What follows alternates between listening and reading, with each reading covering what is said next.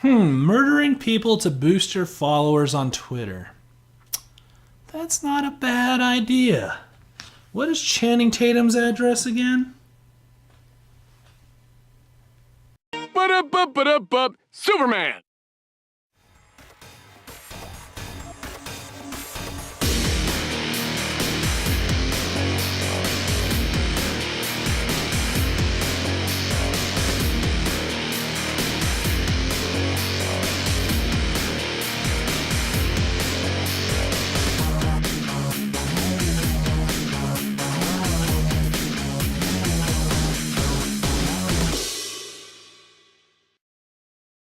Hey everybody, Sexy Matt the Pharaoh Wizard here with another indie movie review, and one I'm very excited for, Tragedy Girls.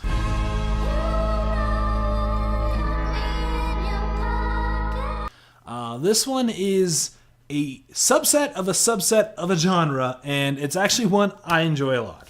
So not only is it a horror movie, but it's a horror comedy. Not only is it a horror comedy, but it's a very small subset of horror comedies that are, I don't know if it has an official name, but basically teen girl horror comedies.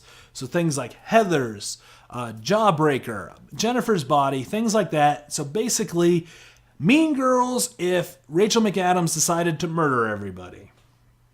And this one fits in that category really well. I was very excited for it, so let's get right into it.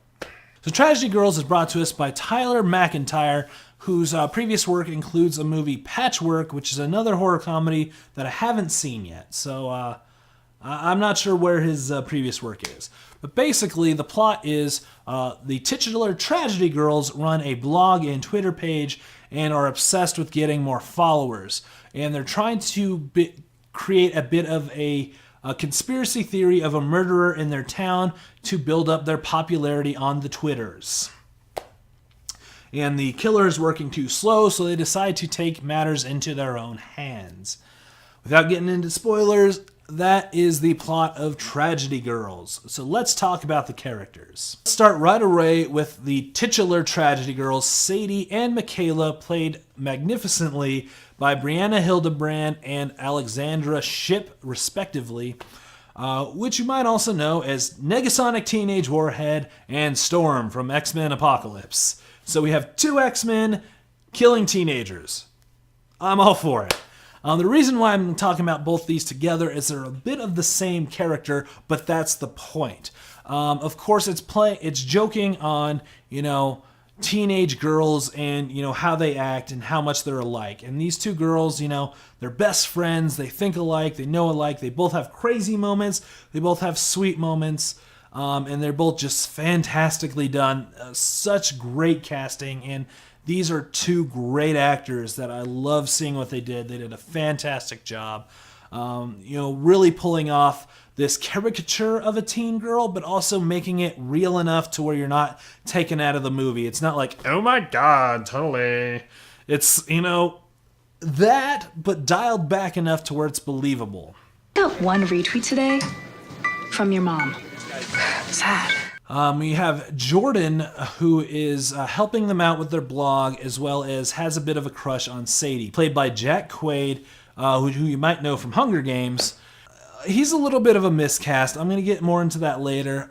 The actor himself did a great job, and the role was fantastic, but a little bit miscast. So basically, he's helping out with their blog and crushing on Sadie, and trying to, use that helping to get along with Sadie, basically adding some teen drama into the horror movie, and it's done really well. But I'll get more into him later. And then we have another Hunger Games alumni, PETA himself, Josh Hutcherson, playing Toby, who is fucking hilarious in this. I love what they did with his character. I can't go into it without spoiling it, but he is so funny in this. It's so good. I love what he did. Thumbs up, Josh. You are great. He was fantastic. So what worked well about Tragedy Girls? Well, you'd hope as a horror comedy that the comedy works well, and it does. This movie is freaking hilarious. So many laugh out loud moments. I was just cracking up. I loved it. I love how it plays on expectations of what you think a vapid teenager is, and just has so many great moments, and even some tiny small moments that I kind of giggled at, and I don't know if many other people noticed, but like their prom's theme is the Titanic, and it's A Night to Remember. That's fucking hilarious. And just so many great jokes. The comedy in this is so good. It's so well done. It's fantastic. Now, the other side of the horror comedy is the horror. And yeah, Brianna Hildenbrand is terrifying. And there are some amazing gore effects too.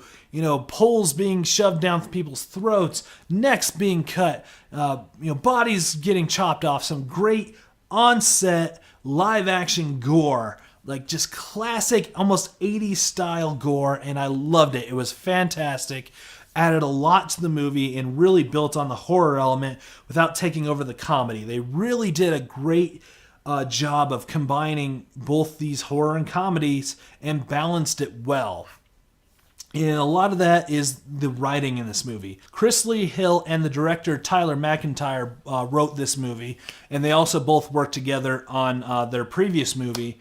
So I am curious what that movie's all about and what that is, because the writing in this is fantastic. Like I said, it pokes a lot of fun at the vapidness of teen girls, as well as the importance of social media in people's minds, but didn't overtake it too much. I was worried from the trailers that it'd be a little too much of like, oh, teen girls are so stupid, like the whole movie. But no, it's way balanced with some great gags, but also some great horror, some great tense moments, and some fantastic twists. The writing in this is so good. I don't think there's any cringeworthy lines. Like, it was just well done. Just well freaking done. Fantastic. But no movie is perfect. Where does Tragedy Girls fall short? Well, as I alluded to before, there is some weird casting choices. Specifically, the boyfriend or crush or whatever, Jordan, who I looked it up. He is only 25, but good Lord, that dude looks like he's 30. Like, it looks like me hanging around with teenagers. I mean, it basically looks like this. How do you do, fellow kids? What? And it's just, he did a good job with what he had, but it was just his look was not a teenager. He does not look like a teenager at all, and it was rough the whole movie. And everyone I went with was like, you noticed it? Yeah, yeah. Like, it was shockingly out of place. He just stood out like a sore thumb. Something like Jawbreaker, obviously Rose McGowan, the way she looked in that movie, was not a teenager, but everyone else in the movie looked the same age or right around the same age. So you could believe that they're all in high school if they all look the same, but they did such a good job casting people that look like teenagers that he just sticks out, and it was rough. And I feel sorry for this actor. You did a great job, but you stuck out. The other weird casting moment was they had a character named Big Al, who's played by Craig Robinson, who is hilarious and, again, does a great job, but it's just weird casting because there's a moment where the teen girls are like, oh, he's so sexy. Really? Craig Robinson is who teen girls are lusting after? Daryl from The Office? In the gang world, we use something called fluffy fingers. What is that? That's where somebody really gets in your face. You just start tickling them. Really? Yeah. Really? That took me out of it. I don't believe it. It was weird. He was, again, did great for what he was doing, had a great scene with the girls, but yeah, no. It was weird. I didn't like it. Outside of that, though, really, I don't have many complaints about this movie. Just some weird casting, but outside of that, pretty good. So let's get into spoilers. So throw up the spoiler sign and jump to this time code if you want to skip spoilers, because I'm going to do some spoilers. The main thing I want to talk about is the fantastic fucking ending to this. So this is all building up to prom. They were going to, kill everyone at prom and blame it on the actual killer, which there was an actual killer running around the town, which they kidnapped very early in the movie. And they went, their plan goes through with a whole bunch of extra twists. You're not sure how this, final, climax is going down because there's so much going on. But then they burn down the prom, killing 150 kids or something like that. And it's such this dark, bitter ending.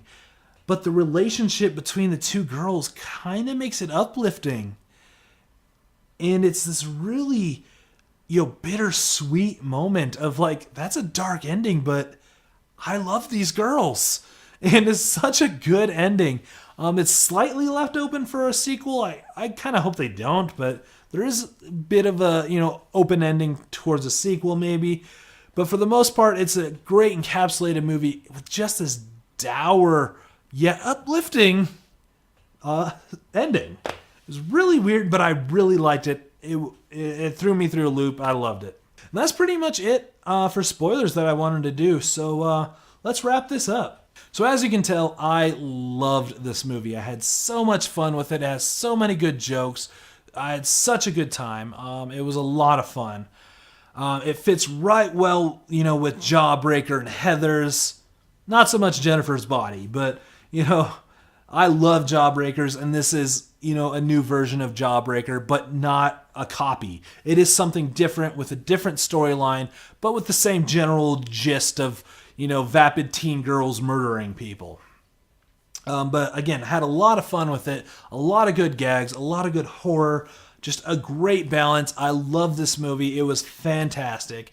And my final rating for this is see it in theaters. Find it in your town. It's not everywhere. It's not having a wide release. It actually took me a month from its initial release to get to my town. So, find it near you, but watch it. This is great. It is a fantastic addition to a horror comedy collection. And I can't wait to see what this director goes on to do later. He is so good. And Brianna Hildenbrand is really posting herself as a great upcoming actor, and I can't wait to see what else she gets into. But yeah, a lot of fun with this movie. Definitely check it out. And yeah, good stuff. I'm Sexy Matt the Pharaoh Wizard. Until next time, hold on to your hold slots.